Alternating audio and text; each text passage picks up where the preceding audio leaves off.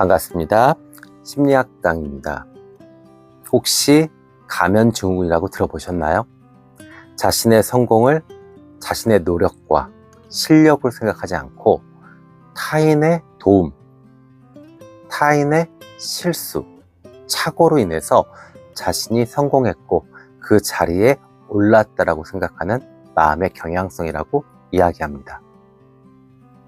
대부분은 여성분들이 좀 많이 알고 있는데 일부 남성분들 중에도 이 가면증후군에 시달리면서 스트레스가 많이 쌓이는 경우들이 있어요. 저도 젊었을 때 직장 생활할 때 가면증후군에 많이 시달렸던 것 같아요. 제 실력에 비해서 너무너무 좋은 직장, 정말 대한민국 사람들이 다 부러워할 만한 직장에 들어가니까 1시간 정도 일찍 출근하고요, 2시간 늦게 퇴근했어요. 그냥 그래야 될 것 같았어요. 왜? 내가 실력 없는 것, 내가 운으로 들어온 것을 들키지 않고 싶어서요. 근데 이 질병은 거의 대부분 여성분들이 좀 많이 앓고 있죠. 왜냐면 심리적 경향성이 그렇잖아요. 여성분들은 자기 자신을 봤을 때 조금 단점을 좀 먼저 보고, 또 남성분들은 가급적이면 장점을 좀 보려고 하기 때문에 이렇게 이 가면증후군은 여성분들한테 좀 많이 나타나는 질병입니다. 특히 성공한 여성들이요. 네, 1978년 조지아 주립대학의 폴린 클랜스라는 교수가 이 사실을 밝혀냈어요. 성공한 여성들을 대상으로 조사를 해봤더니 자신이 능력이 있어서, 실력이 있어서 그 자리에 갔다라고 생각하는 것보다는 단지 운이 좋아서 갔다라고, 그렇게 생각하는 경향성이 있었다라고 밝혀냈습니다. 또 이분들은 그래서 그것을 들키지 않기 위해서 과도하게 일에 집중하게 되고, 또 상사나 주변 사람들의 인정을 받기 위해서 과도하게 이 관심 받으려고 하는 행동들이 증가했다라고 합니다. 당연히 그거로 인해서 스트레스는 더 커졌겠죠. 맞죠? 그래서 탈진, 수면장애, 신경과민, 그리고 편집증적 성격장애까지도 왔다라고 합니다. 아까 제가 잠깐 저의 예를 들어드렸어요. 저는 그렇게 해서 빨리 번아웃이 와서 회사 생활을 오래 못했어요. 그러다 보니까 경력이 계속 좀 단절되고, 또 불안정하게 계속 그 루틴, 안 좋은 루틴들이 계속 반복되어 사실은 삶이 좀 오히려 더 노력한 것에 비해서 결과가 나쁘게 나온 경우들이 많았습니다. 또 한 명, 제가 가까이 지내는 저의 내담자이면서 제자인 분은 아주 좋은 대학을 나왔어요. 그리고 세계적으로 유명한 기업에 지금 여성분인데 젊은 나이인데 이사예요. 근데 그분은 항상 긴장하고 스트레스 받아요. 자신이 실력 없다고 생각해요. 그러다 보니까 정말 일도 매일 야근하고 집에 와서는 밤새 낮에 있었던 대화까지 다 곱씹어 봅니다. 그러다 보니까 정말로 심각한 편집증적 성격장애에 걸렸고요. 그리고 그걸로 인해서 정신과 치료도 받고, 또 직장 생활에서 조금 어려움에, 곤란한 지경에 빠지게도 됐었습니다. 여러분들이 많이 아시는 나탈리 포트만이라는 여배우 아실 거예요.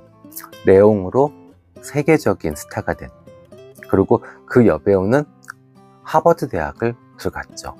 그랬다가 졸업식 때 자신이 가면증후군에 걸렸었다라는 것을 고백하게 됩니다.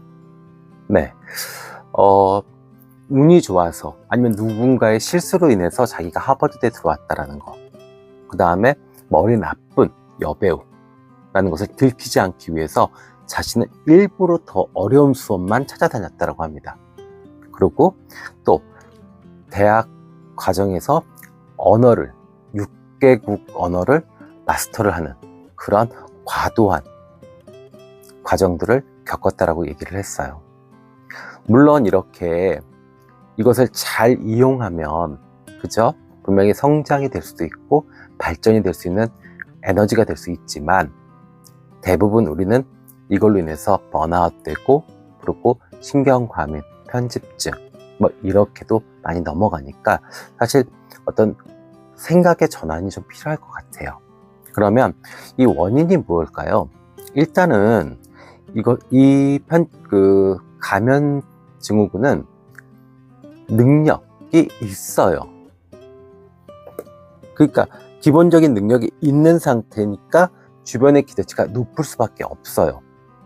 그러면 요 갭이 있는데 이 갭을 어떻게든 막 메꾸려고 노력을 하다가 이게 이제 힘들어지는 거거든요.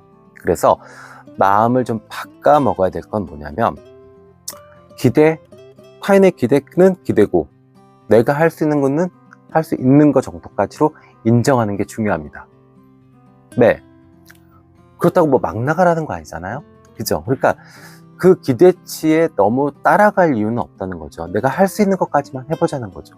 결과에 대해서 신경 쓰지 말자는 거죠. 아셨죠? 그리고 자신에 대해서 너무 완벽함을 추구하려고 하지 마세요. 네, 실수할 수 있습니다. 그러면 그냥 사과하고 다시 시작하면 돼요. 한두 개의 실수가 전체를 망가뜨리지 않습니다. 그리고 또 너무 이렇게 다 갖춘 상태에서 무엇인가 자꾸 하려고 해요. 그러다 보니까 마음이 딱딱해지고 긴장하게 되고 몸도 무거워지는 겁니다. 아셨죠? 그리고 전반적으로 보면 이 핸디캡이 있어요. 그러니까 그것이 남성, 여성으로 따지면, 큰 틀에서 따지면 여성이라는 핸디캡이 있을 수 있고, 또 아니면 뭐 학력, 저 같은 경우는 학력 때문에 아마 그 직장 생활에서 그렇게 감염 증후군에 시달렸던 것 같아요. 그러면 그것을 그냥 인정하면 됩니다.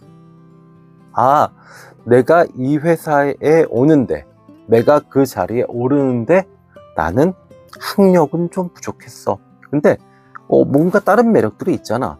말을 잘한다거나, 아니면 뭔가 팀워크를 잘 만든다는 거거나, 아니면 아웃풋을 어쨌든 내가 잘 만들어내거나, 그럼 된 거지 뭐. 이렇게 생각을 해야죠. 그 핸디캡에 자꾸 이렇게 그 어떤 편견, 그거에 자꾸 휩싸여 가지고 그것을 커버하기 위해서 자기 자신을 자꾸 과도하게 사용하는 건 옳은 방법은 아닙니다. 그리고 만약에 그 핸디캡, 편견이 내가 극복할 수 있는 거라면 정면으로 극복해 보세요. 네, 예를 들어서 학력이다. 그러면 뭐 야간에라도 대학원 다니실 거 있으면 다니시고요. 아니면 뭐 살이 쪘다. 그러면 열심히 살 빼면 되죠. 아셨죠? 그래서 이 원인은 한 크게 3가지 정도로 볼 수 있을 것 같아요. 타인의 높은 기대, 그 다음에 자신에 대한 완벽한 기준, 그 다음에 편견, 핸디캡, 이렇게 됩니다. 그럼 이거에 대한 해결책은 무엇이 있을까요? 네, 일단은 운도 실력이다, 인맥도 실력이다라는 생각을 하셔야 됩니다. 네, 그거 아무나 만드는 거 아니잖아요. 그죠? 네, 그러니까 이제부터는 생각을 좀 바꿔야 돼요. 그리고 이 좀 자신감, 그죠? 이거는 어쩌면 전략이 될 수 있습니다. 그러니까 좀 자신 있게 행동을 하세요. 아셨죠? 그리고 타인에 대해서 너무 지나치게 배려하려고 하지 마세요.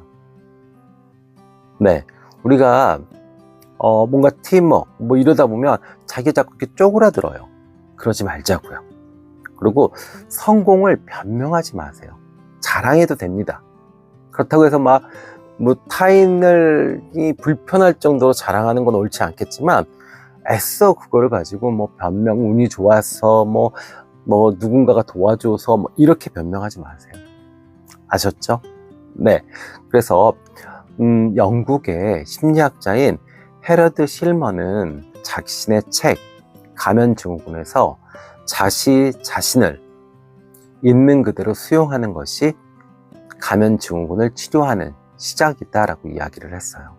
그래서 만약에 지금 직장생활 아니면 어떤 전문직에서 내가 감염 증후군에 시달리고 있다면, 있는 그대로의 나, 조금 부족한 나를 인정하시고, 그리고 그 모습을 자연스럽게 표현하는, 그리고 그것을 자연스럽게 성장의 에너지로 활용하시는 그런 방법을 선택하시는 것이 감염 증후군을 치료하는 그리고 거기서 벗어나는 가장 좋은 방법이 될 것입니다. 아셨죠? 네. 다음 시간에는 더 좋은 이야기로 찾아뵙겠습니다. 지금까지 심리학당의 공사부였습니다. 감사합니다.